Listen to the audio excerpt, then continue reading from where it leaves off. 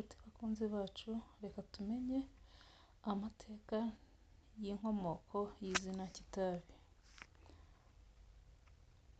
Nk'uko Superstar TV Show igenda ibagezaho amwe mu mateka y'inkomoko y'inyito z'ahantu hatandukanye kugira ngo abantu barusheho gusobanukirwa n'amateka y'igihugu cy'u Rwanda, yabakusanyirije inyito y'amateka y'izina Kitabi. Aho abazi amateka y'iri zina bahamya ko ryiswe ako gace biturutse ku itabi ryaheraga rikahacururizwa.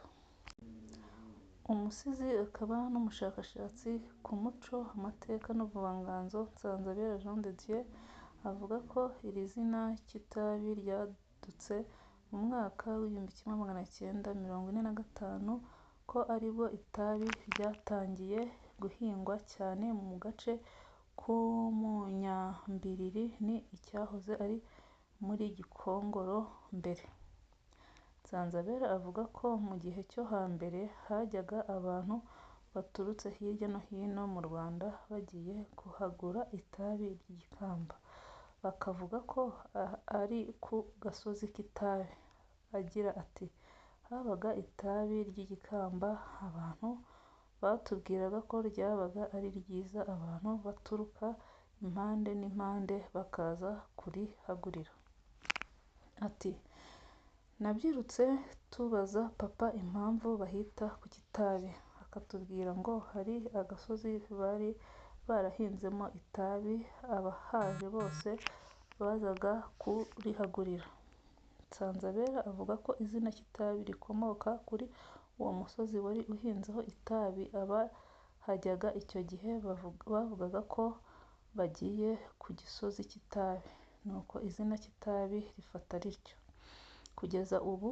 Ariko iyo ugeze ku Kitabi uvuye mu gace k'umujyi wa Nyamagabe ugasanganirwa n'imirima ihinzeho icyayi, ukagera no kuri santere ya Kitabi ikikije umuhanda Nyamagabe-Rusizi.